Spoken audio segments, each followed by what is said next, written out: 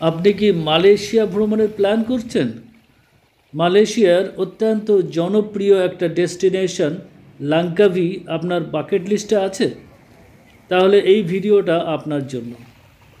লাঙ্কাভিতে কিভাবে কম খরচে সুপরিকল্পিতভাবে ঘুরবেন তার একটা বিস্তারিত গাইডলাইন এখানে থাকছে। এছাড়া আপনি লাঙ্কাভিতে কিভাবে যাবেন, কোথায় হোটেল নেবেন, কি ট্যুর করবেন, কেমন খরচ হবে তার হিসাব, সব কিছু তথ্য থাকছে এই একটা ভিডিওতে। প্রথমে বলি কিভাবে যাবেন। কলকাতা থেকে বা ঢাকা থেকে লাঙ্কাভি ডাইরেক্ট কোনো ফ্লাইট নেই, তাই মালয়েশিয়ার রাজধানী কুয়ালালামপুর হয়েই যেতে হয়। কুয়ালালামপুর থেকে লাঙ্কাভি দুভাবে যাওয়া যায়, এক বাসে যাওয়া যায় আর এক ফ্লাইটে। বাসে যেতে গেলে কেএল সেন্ট্রাল থেকে বাস ধরে যেতে হবে কুয়ালা পার্লিস, 7 থেকে 8 ঘন্টার বাস জার্নি। ওভারনাইট জার্নি করাই সুবিধাজনক।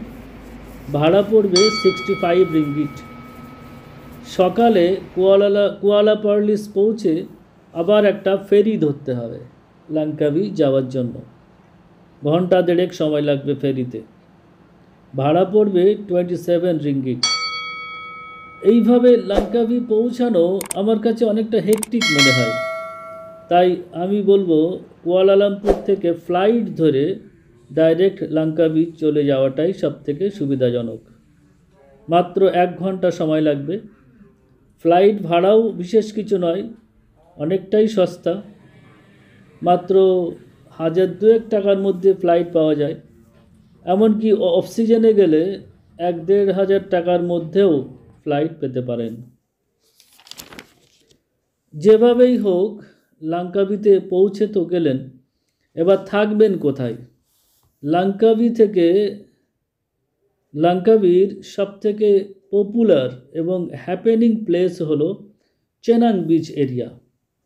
এখানে বিভিন্ন মানের অসংখ্য হোটেল, হোস্টেল, রিসোর্ট আছে থাকার জন্যে। চেনাং বিচ থেকে 200 থেকে 500 মিটারের মধ্যে আপনি 1000-1200 টাকায় যথেষ্ট পরিষ্কার পরিচ্ছন্ন হোটেল পেয়ে যাবেন আরামসে। যারা মূলত বাজেট ট্রাভেলার, আমি তাদের জন্যই বলছি। অ্যাগোডা বা booking.com থেকে দেখলে আপনি হোটেল সম্পর্কে ধারণা পেয়ে যাবেন। এখানকার ভালো রেটিং দেখে বুক করবেন। এবার বলি কিভাবে ঘুরবেন।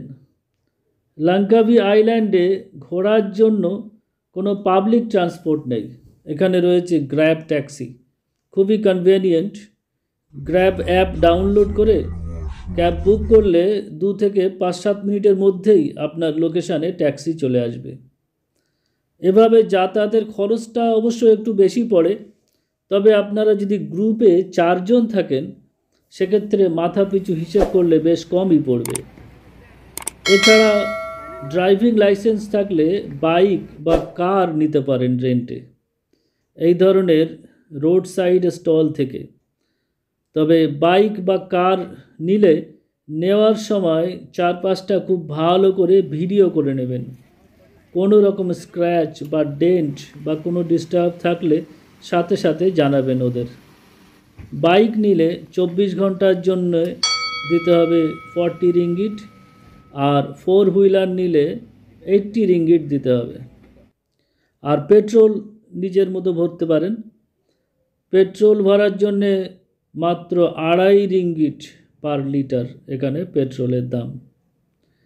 এবার বলি কোথায় যাবেন, কি ট্যুর করবেন। 3 দিনের একটা ট্যুর প্ল্যান আমরা এখানে দিচ্ছি। সকালের দিকে ফ্লাইট ধরে 1:30-2টোর মধ্যে আপনি চলে আসুন লাঙ্কাভি আইল্যান্ডে। চেনাং বিচ এরিয়াতে আপনার পছন্দ মতো এবং বাজেট মতো হোটেল বা রিসর্টে চেক ইন করে সেদিনের লাঞ্চটা সেরে নিন। কিছুক্ষণ বিশ্রাম নিয়ে সন্ধ্যের ঘণ্টাখানেক আগে পৌঁছে যান দাতারান ল্যাং বা বিখ্যাত ঈগল স্কোয়ার। চেনাং বিচ থেকে প্রায় 20 কিলোমিটার দূরে। বেশি সময় লাগবে না, রাস্তাঘাট খুবই সুন্দর। সমুদ্রের ধারে এই চমৎকার জায়গায় কয়েক ঘন্টা স্বাচ্ছন্দ্যে কাটিয়ে দিতে পারেন। সন্ধে হলে এই পুরো স্কোয়ারটা আলোয় সেজে ওঠে। বাচ্চাদের বিনোদনের জন্যেও রয়েছে এই ধরনের আলোকিত কার রাইড। এর কাছাকাছি রয়েছে লাঙ্কাবি মোহা টাওয়ার, 138 মিটার উচ্চতা বিশিষ্ট আইফেল টাওয়ারের আদলে তৈরি। এর উপরেও ওঠা যায় 39 রিঙ্গিট দিয়ে টিকিট কেটে। উপরে উঠলে উপর থেকে একটা খুব সুন্দর প্যানোরামিক ভিউ পাওয়া যায়। এইভাবে আপনি প্রথম দিনটা শেষ করুন। এবার দ্বিতীয় দিন সকালবেলা 10টার মধ্যে চলে যান ওরিয়েন্টাল ভিলেজ বা লাঙ্কাবি কেবল কার স্টেশনে। এখানে শুধু কেবল কারের জন্য আলাদা টিকিট পাওয়া যায় না। কেবল কার, 3D আর্ট গ্যালারি, স্কাই ডোম এবং স্কাই রেক্স এই 4টের কম্বো টিকিট পাওয়া যায়। তো এই কম্বো টিকিট নিয়ে নিলেন। পার অ্যাডাল্ট পড়বে 85 রিঙ্গিট, আর চাইল্ড হলে পড়বে 65 রিঙ্গিট। এখানে চাইল্ড বলতে 3 থেকে 12 বছর বয়সের বাচ্চাদেরকে ধরা হয়। এই অ্যাডভেঞ্চারাস কেবল কার করে আপনি পৌঁছে যাবেন লাঙ্কাবির বিশ্ববিখ্যাত ঝুলন্ত স্কাই ব্রিজ। এর পথ থেকে একে একে 3D আর্ট গ্যালারি, স্কাই ডোম, স্কাই রেক্স এগুলো দেখতে দেখতে প্রায় সারাদিন লেগে যাবে। এইসবের বিস্তারিত ভিডিও আমাদের চ্যানেলে অলরেডি দেওয়া আছে, এর লিংক ডেসক্রিপশন বক্সে দিয়ে দিলাম, দেখে নিতে পারেন, অনেক তথ্য পাবেন এখানে। এরপর এখান থেকে হোটেলে না ফিরে চলে যান চেনাং বিচে। চেনাং বিচে সন্ধেবেলাটা খুবই সুন্দর লাগবে। এখানে অসামান্য সুন্দর একটা সূর্যাস্তের সাক্ষী থাকতে পারবেন। সন্ধেটা যতক্ষণ পারেন এই বিচেই কাটান। দারুণ ভাইব্র্যান্ট হয়ে ওঠে এই সময়। রকমারি সি ফুড পাওয়া যায়, নানান অ্যাক্টিভিটিস হয়। এরপর হোটেলে ফেরার পথে এখানকার ডিউটি ফ্রি শপিং মল থেকে শপিং করে নিতে পারেন। আর আজ রাতেই পরের দিনের জন্য আইল্যান্ড হপিং ট্যুর বুক করে নেবেন। রোড সাইড স্টল থেকে বা আপনার হোটেল থেকে পরের দিনের জন্য এই ট্যুরটা বুক করবেন। মোটামুটি 35 থেকে 40 রিঙ্গিটের মধ্যে হয়ে যাবে। পরদিন সকাল 8:30টার মধ্যে রেডি হয়ে হোটেলের রিসেপশানে চলে আসুন। ট্যুর কোম্পানির গাড়ি আসবে আপনাকে পিক আপ করার জন্য। সকাল 9টা থেকে 12টা পর্যন্ত এই ট্যুরটা হয়। হোটেল থেকে পিক আপ এবং ড্রপ সহ শেয়ার্ড স্পিড বোটে 3টে আইল্যান্ড ঘোরায়। খুব সুন্দর একটা অভিজ্ঞতা হবে এই ট্যুরে। সমুদ্রের উপরে যে 3টে আইল্যান্ডে যায় সেগুলি হলো আইল্যান্ড অফ প্রেগন্যান্ট ওমেন। এখানে চারিদিকে পাহাড় ঘেরা জিও ফরেস্টের মাঝখানে একটা খুব সুন্দর লেক আছে। এই লেকে অনেক ওয়াটার অ্যাক্টিভিটিস করা যায়। 2 নাম্বার হলো বেরাসবাসা আইল্যান্ড। চারিদিকে সাদা বালুকা বেলা ঘেরা একটা অসামান্য সুন্দর দ্বীপ। এখানেও প্রচুর রকমের ওয়াটার অ্যাক্টিভিটিস হয়, কায়াকিং হয়, ব্যানানা বোট রাইডিং হয়, প্যারাসেলিং ইত্যাদি অনেক রকমের অ্যাক্টিভিটিস এখানে হয়। আর 3 নাম্বার হলো ঈগল ফিডিং আইল্যান্ড। অসংখ্য ঈগল এর আনাগোনা কিন্তু এখানে দেখতে পাবেন। এই ট্যুরের বিস্তারিত ভিডিও আমাদের চ্যানেলে অলরেডি দেওয়া আছে, লিংক ডেসক্রিপশন বক্সে দিয়ে দিলাম। এই ট্যুরটা কিন্তু হাইলি রিকমেন্ডেড, অবশ্যই এটা করতে হবে, মিস করলে চলবে না। এরপর আপনি 12:30টার মধ্যে হোটেলে পৌঁছে যাবেন। 12টার দিকে ট্যুর শেষ হয়ে যায় আর আপনার হোটেলে পৌঁছাতে মোটামুটি 12:30টা বেজে যাবে।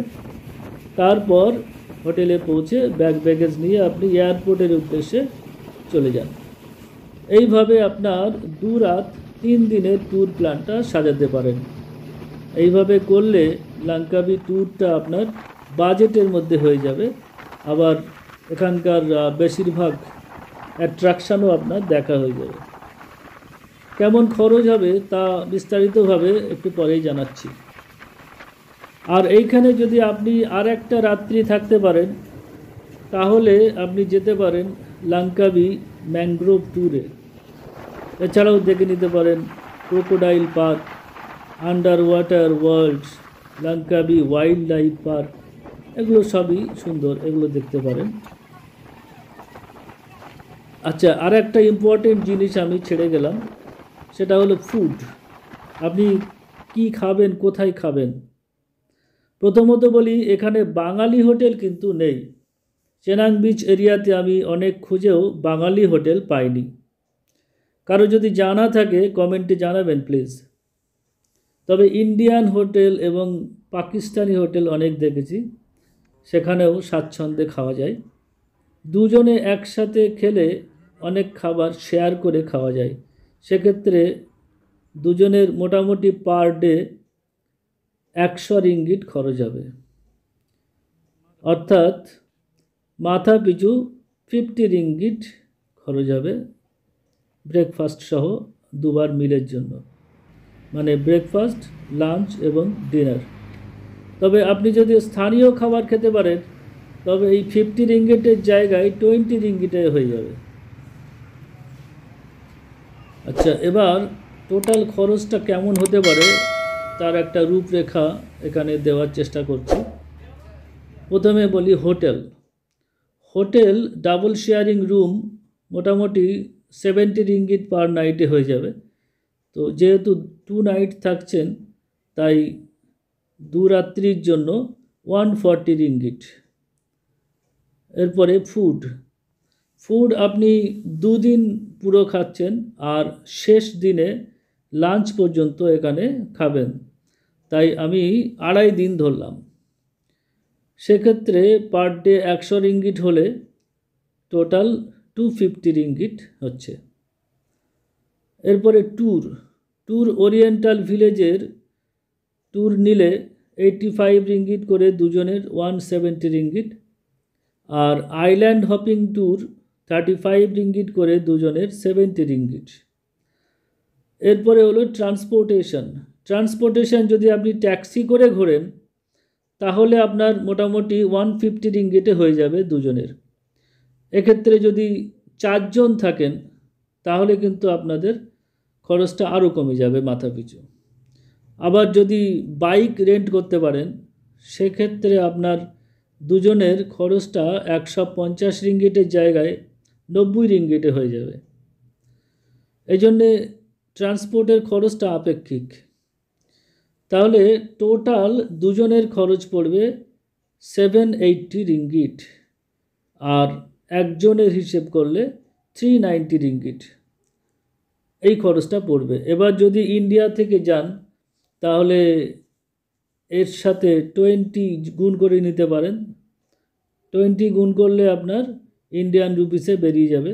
আর যদি বাংলাদেশ থেকে যান তাহলে মোটামুটি এর সাথে 28 গুণ করলে বাংলাদেশ টাকায় এর হিসেবটা পাওয়া যাবে। এখানেই শেষ করছি আমাদের ব্লগটা। এই ব্লগ থেকে যদি আপনি একটু উপকৃত হয়ে থাকেন তাহলে চ্যানেলটি সাবস্ক্রাইব করে আমাদের পাশে থাকার জন্য আবেদন রইল।